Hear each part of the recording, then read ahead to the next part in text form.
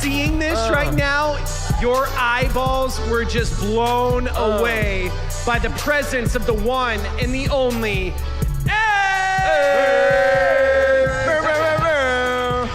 You saw those sexy dance moves, everybody?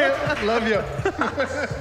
Oh man, one of these days we just gotta, make a freestyle segment. When the song drops, you just gotta go in and just like drop bars. Spit some bars. Yeah. I got you. Next time. Next time? Next time I got you. Next time we got beat. I'm a decent freestyler. Okay. Don't tempt me. Don't tempt me. Don't tempt me. Okay, Abe.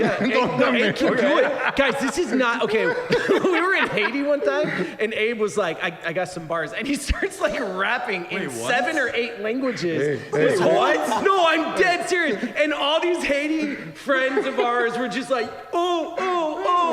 They're like, it was the hit of the trip, Abe. Maybe I forgot about that. my moves might be a little awkward, but I got the lyrics every once in a while. Once in a while. He's got the lyrics. Wait, actually, yes, that's true. We've done stuff at youth where like you've written like a whole like song. Actually, do you remember when I had to rip on Brandon at the one where we did? With I had to come gosh, up with the a roast. I love you, bro. I'm sorry. I hope you deleted that note in your phone from that day. That was harsh. That was pretty epic. I'm still recovering. You spent like, I don't know, like 4 or 5 years roasting teens. I know. Like on end, and then we got like a bunch of leaders to roast you. Payback. That was hectic. It was hectic. And it was I think it was all the teens that I roasted in the past grown up as leaders, like just going off. Maybe we'll find that clip and post it just for fun's sake. I didn't really think this through. I'm trying to approach the mic. Oh my gosh. I gotta go backwards. Dude, that is so funny. My cat, he's like 5 months old. He just got neutered. Ooh, ouch. Snip, snip. And so he has this cone around his head, and that's what you were just reminding me of, because he literally is trying to get to his food, but like the cone is pushing his food away, Abe's got the cone of shame going on. Yeah, cone of shame. I brought Jack, my dog, with the cone of shame. He's here with the cone of shame back at one of our get-togethers around. Oh yeah, for Halloween, right? Yeah, Halloween. He was dressed up like a satellite dish. Satellite. We were direct TV installers, and he had the cone going on. Oh my gosh. Oh, wow. Legit, I have some of the funniest memories with this dude right here. That honestly, we can't even get into on the podcast. Which ones are? We are not an explicit podcast. I'm just joking. No, but we've had some funny moments. And Abe, you've definitely been the life of any party we've had at youth, at Champion Youth, at camps. So true. If Abe's around, it's a party. Yeah, for sure. So absolutely. This podcast is about to be a party. Yeah. I feel like. Don't go too long. I'm tempted to body slam you over there, bro. I'm tempted to give you a double DBP off the corner over here. Get this thing going. I think Brandon would die. I miss that stuff. Don't you guys miss that? Yeah. In person. Yeah. Just getting wild and crazy and being youthful. Yeah. I need a little youth jive in me. No, for sure. But how good was last night, right? Am I right? How good was the bonfire and seeing people and getting together? We had a great time. We had a great time for sure. And more to come. More to come. Bomb. I like to call it bomb fire if you've seen me posting about it. Okay. Because I like to blow the way those flames were going, it was like a bomb landed there. Yeah, unreal. Nice. But no, Abe, thanks so much for being here with us today. And what a pleasure, guys. For everyone listening, like we've been talking about, Abe's one of our all-time favorite people, one of the funniest people. And but also, Abe, you have like a ton of experience. I just found out that you speak like 7 languages. Tell us, some of the stuff that you know. I don't know. I mean, I don't want to brag, but I came up in Greece and learned some Greek over there. Learned French all along the way because there was a cute girl in French class that I had to get in that French class. Pro tip. So then it kept going. I was a major in French in college together with political science. I got it, and then over here, the French just kind of led into. I lived in Italy for a bit, learned some Italian, learned some Spanish over here. Been around. But no, I'm not. Hey, you know what I really comes out of that to me is the idea of getting out of your comfort zone. Yeah. I love that about I love connecting with people, and I think people relate to you differently when you're connecting to them in their lingo. I just love the idea. You can all see here, I'm not afraid to make a goof and a fool of myself. Yeah. So that helps me with languages. That's why you're awesome. That helps me with, that helps me with languages. Like, honestly, like, I'm not afraid. And I think, like, if you want to go right away, launch in a little bit, I would encourage teens out there, don't be afraid to take some steps and fail. You know, don't be afraid to fall flat, because he's there to catch you, man. Dang. His love is there. His Holy Spirit empowers you. He'll give you the words, the confidence to take those steps into the unknown, so to speak. I literally was just like trying to figure out like what languages he spoke, and then you like did like then a he whole goes there. like you just went there. You just went deep. I have a way. I'm sorry. It's Hold awesome. me back. Hold me back. No. It's great. I want to talk about that a little bit, but before we do, just walk us through really quick again. So you were raised in Greece. You were born in Greece. I was actually born in LA, so I got a little Hollywood in me too. Oh my gosh. And then when I was 3, my family moved out to Greece. Okay. So from 3-year-old until college age, I lived in Athens, Greece. Jeez. And went to international school. With sports, we got to travel quite a bit. It was really cool. Awesome place to grow up. Good vibes. And then I came out to Massachusetts for school. I played basketball in college over there. Dang. And then my dream was always to play professional basketball. And I wanted to go back to Greece. And I went back to Greece for a season until I was 28. And I made an effort at the professional game. And to keep my parents happy, I did a master's in business and kind of did, checked off those boxes and had some adventures. And then life launched me back here stateside when I was 28, and that's when I started cooking up and connecting with all that Life Changes is doing with the teens. And you lived in Italy at some point? Yeah, I worked. I started working the Olympic Games in Athens in 2004 with NBC. Who are you? Wow. I always learn something new about you. I lived in Torino, Italy during the 2006 Games for 5 months, and then after that I lived in the Middle East in Qatar for 4 months. Bro, what is happening right now? No, I just, God had some ideas, and it ended up being a beautiful adventure. Yeah, I mean, so cool. Clearly you have a ton of experience, which is awesome. What's like one of the craziest things that happened to you, like living in Greece? Living in Greece. Living in Greece was every day was an adventure. I mean, honestly, if you see the way people drive down in Chicago, out in Greece, it's just. I remember one time that we had to go away. Greeks love their vacation homes.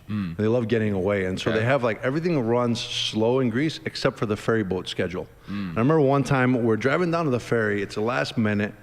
And there's a car that's parked right in front of where the ferry has to leave. So I remember people got out of their cars and they just literally like lifted the car, like shook it, used the suspension and moved it out of the way. I didn't even know that was, like in Greece you find out things are possible that, you didn't know that was part of reality. Oh my gosh. I used to do, after the Olympics, when I would help with the teens over there, there was one of the security guys at the Olympics that was from the States, former CIA, I don't know what he was, but he made the mistake of giving me the siren to put on top of the car. Oh my gosh. And so, and so I got one of those green sirens, like I'm kind of like an undercover guy. And I did or did not have teens in the car, and I would drive them around at high speed and cut through the traffic. That is so dope. You turn the siren I think enough time has passed that we're free from the consequences. Yeah, definitely. Dang. Actually, one time too, just one more crazy thing. Yeah. With the teens during the youth ministry in Greece, I encouraged many more to get into the elevator than should have fit in this tiny little elevator. And we did a free fall for 3 floors, and it was only the grace of God. Like the cable broke or something? The cable broke on the elevator. Oh my and I still remember it was like October 31st. Honestly, they still remind me. They send me messages. They're like, "Do you remember when we almost died?" Oh my Lord. Honestly, thank God for His protection, His grace. Wait. We. Isn't that Halloween? October 31st? Yeah, it was right around Halloween. Oh honestly. my God! Wow. But anyway, just a couple little stories, but it was an adventure for sure. That's so cool. I mean, I wish I grew up like with you, as one of those teens. That is so dope. But I had my awkward years too. Come on. Well, no, but what's so cool is like what you were talking about. Like you are not afraid to put yourself out there and like make a goof of yourself, but like live in a different country, try new things, study, play sports, travel, like you find yourself in different situations, use a siren or a police siren like illegally or whatever. Like all of those things is so cool, and it's like such a one of like the best personality traits about you of just kind of taking risk. And so we were starting to get into this a little bit, but I'd love for you to just kind of like, I mean, me and Brandon both, we were talking about this, like we'd love for you to kind of encourage the teams on like why it's so important to not like get comfortable, you know? Yeah, well, I think God's greatest rewards, like this guy I listened to said, are on the fringes of life. And I think that a lot of the beauty happens in the unknown. You know, a lot of beauty happens in those sink or swim moments. And I think what happens so often is that we conform to the limits that we impose on ourselves in our mindset by fitting in, by conforming to just walking through life and following the parameters of what is given to us. And we lose the excitement and the joy that's supposed to be inherent in the Spirit of God that's inside each one of us. You know, the Spirit of God is not some bench spirit. It's not like God said, oh, let me give you my second best that's coming in off the bench. That's the fullness of God. That's the fullness of Jesus Christ. And that's his compassion, that's his joy, that's his sense of adventure, that's his sense of celebration.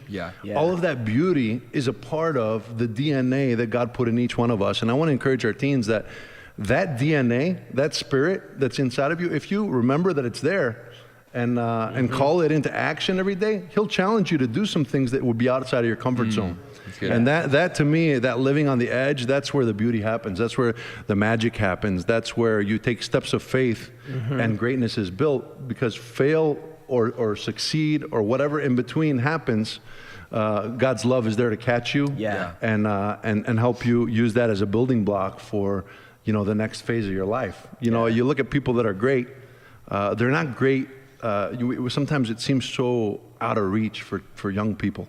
Like old people want to be young and young people want to be old. But the in-between is where the beauty happens. And why do old people want to be young? Because of all of those choices that they could have done in kind of that risk averse way, because they knew that God would back them up. I mean, I could start with simple things like, do they want to play an instrument? Do they want to act in a play? Do they want to, sing or rap like we were talking about before? Hey, you know what? The beauty happens when you get out there and you let God back you up. Well, I think about, and sorry, I'm kind of like hogging the conversation a little bit, but I think about how if you were to, grow up in Greece and just stay in Greece forever, like we wouldn't know you, obviously. Like I personally would not. I mean, maybe by the grace of God, we'd cross paths and that'd be dope. But like, imagine, the lack of impact that would be made on our community without you making decisions and deciding to,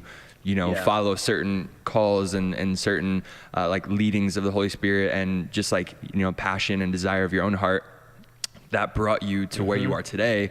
It's crazy, and so I think that's like you being an example is huge for our youth community, because like, who knows what God has in store for all of us, but if we just stay at home, and especially in this season right now, like, how many of us have become homebodies, and just kind of like chilling and getting comfortable in our four walls, and like, we got everything that we need right now. But like, what if we could just kind of be a little bit more open and take that risk to do whatever else there is that the Holy Spirit wants to put out there for us or whatever, and we wouldn't even know what it is until we take those steps of risk, So I just think that's like super massive. Well said. And what's cool about that, Abe, for all of us, is taking those risks or those steps when you're younger, when you're in your teen years. Like, some of the greatest memories come out of being wild and just like taking risks and trying new things. I can think of some of the greatest memories in those moments.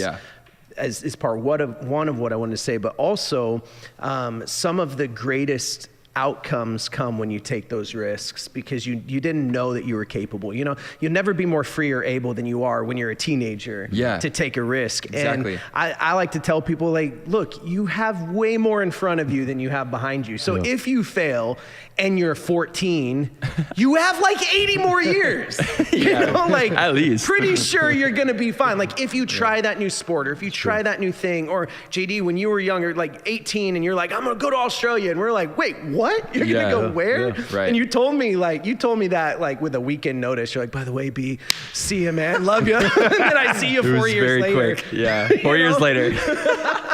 Yeah.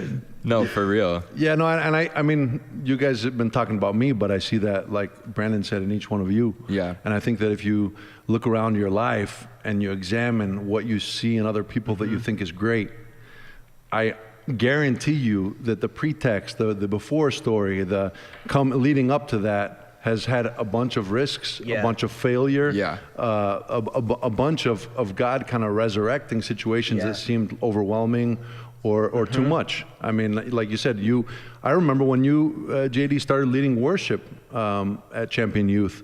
And we were all figuring it out. Yeah. You know. Oh, and then I remember. What was he trying to figuring say? Out how to sing. That was his nice way of saying that. You were.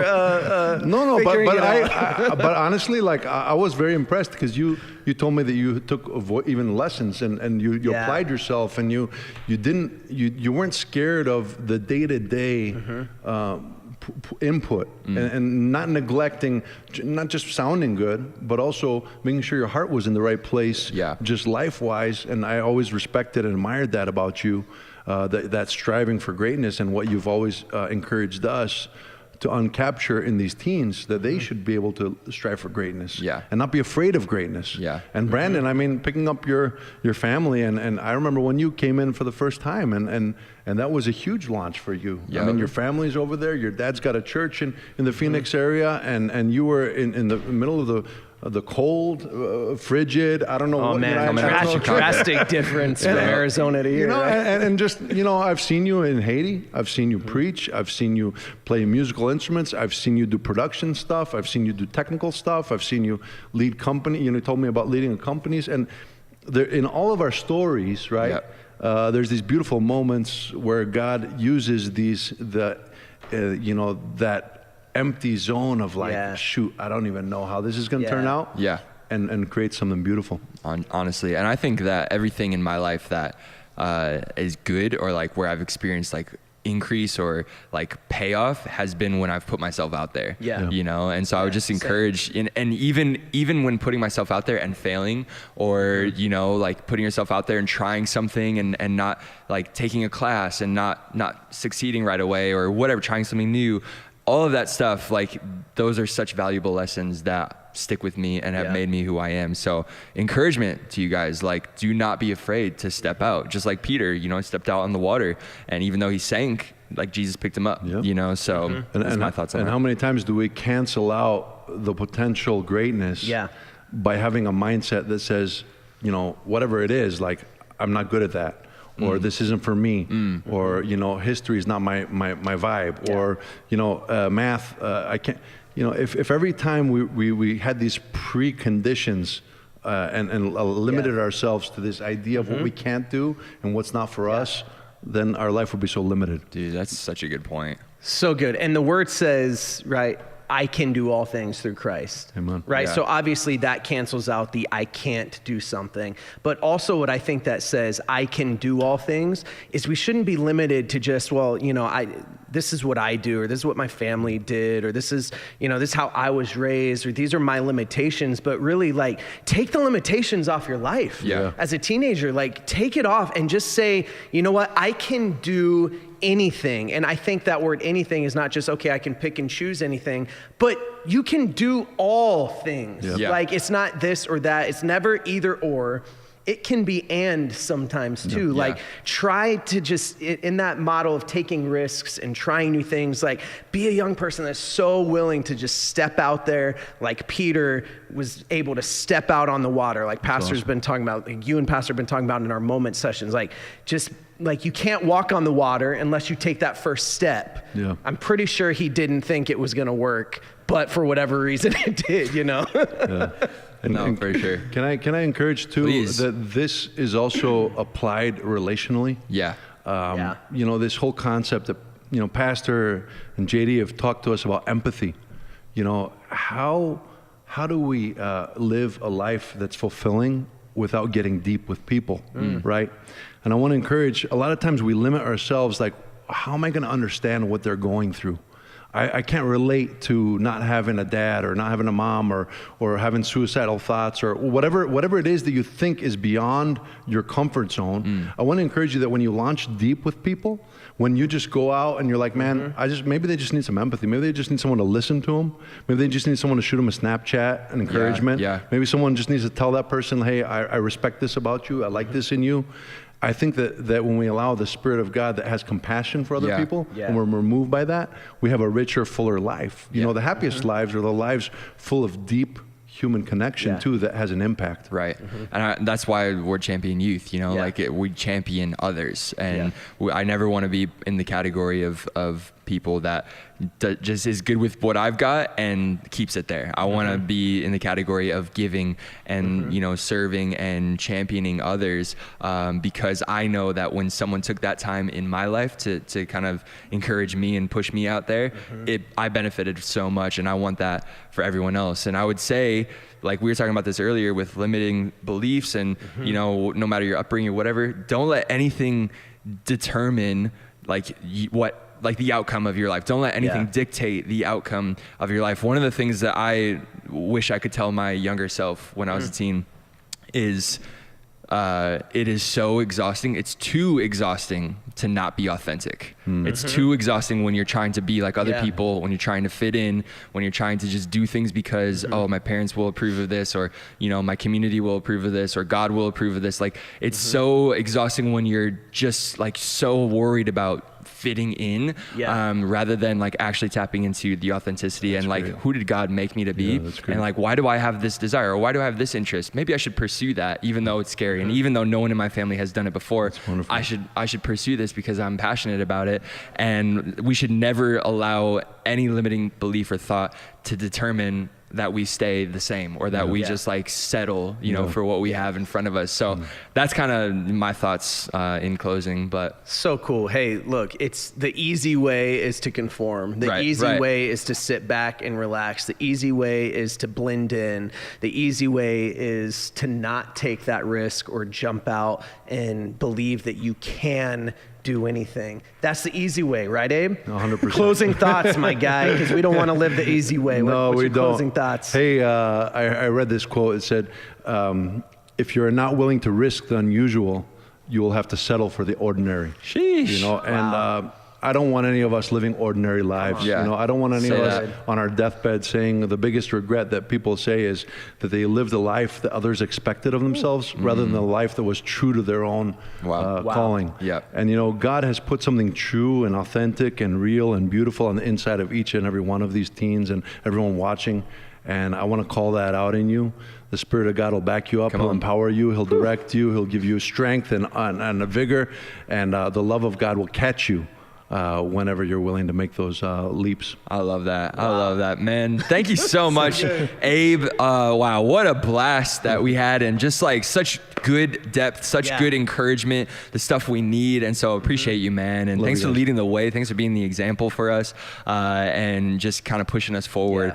Champion Youth, we love you guys so much. These podcasts are giving me life, and we hope that you guys are experiencing the same thing. It's so great being able to chat with you guys and hang out, and we are looking forward to all that's coming. And don't forget, May 2nd, church is opening every week. It's going to be a great time.